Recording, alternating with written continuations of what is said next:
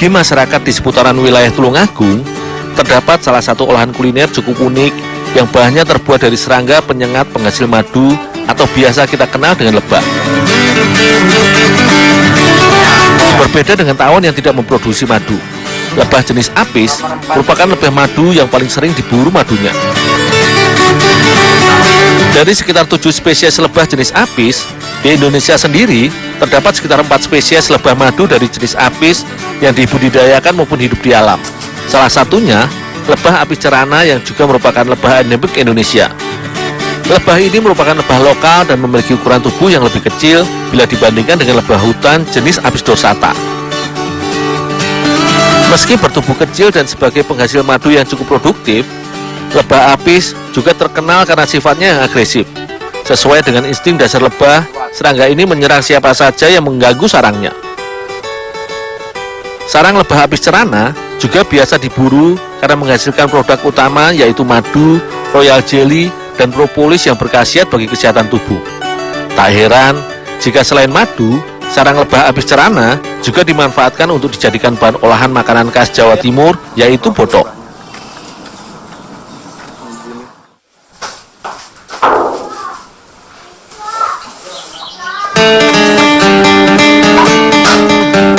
Sebagai bahan utama olahan masakan, sarang lebah yang masih berisi larva harus dibersihkan terlebih dahulu dari sisa kotoran dan lapisan lilinnya. Selanjutnya, sarang dipotong kecil agar mudah untuk dimasak nanti.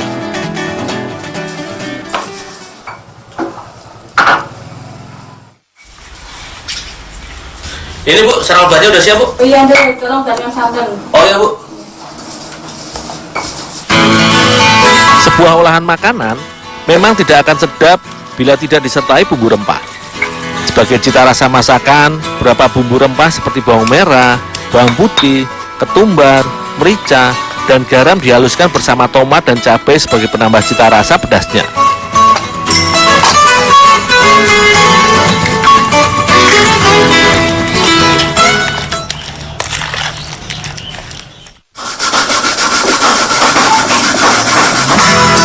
Selain bumbu rempah, masakan botok dikenal sebagai sensasi rasa gurihnya.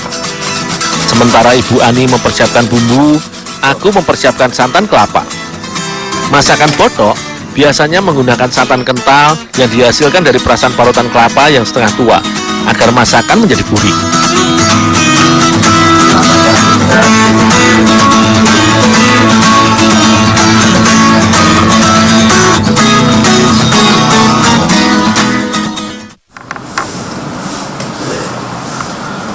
Ini Bu, santannya udah siap Bu? Oh iya, ini karena kita pinggir. Oh, ya Bu.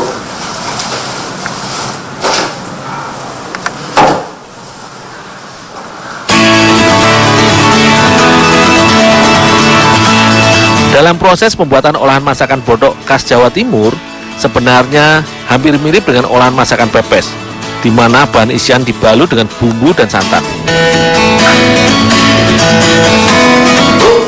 Saya siapin garam dulu Bu ya. Oh iya, Setelah bumbu siap, selanjutnya semua bahan seperti sarang lebah, bumbu dan santan pun dicampur menjadi satu dan dibungkus daun pisang untuk kemudian dikukus nantinya. Hampir setiap harinya, rata-rata Ibu Ani menghabiskan sekitar 10 kg sarang lebah untuk diproduksi menjadi botok yang dijual di warungnya.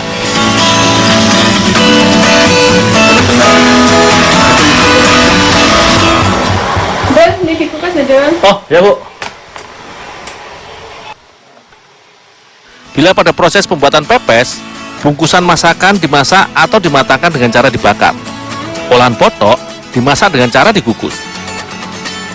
Agar cita rasa tetap terjaga dan memiliki aroma yang khas, Ibu Ani mengukus botok olahannya menggunakan ampo atau tungku dengan api dari arang. Proses memasak ini memang dikenal dengan menghasilkan rasa yang berbeda bila dimasak dengan menggunakan kompor. Selain mudah dan sederhana, proses dalam pembuatan botok dari sarang lebah ini cukuplah singkat. Hanya sekitar 40 menit atau bila daun pisang pembungkus sudah layu dan sedikit berubah warna menjadi coklat, itu tandanya masakan botok sarang lebah sudah matang dan siap disajikan.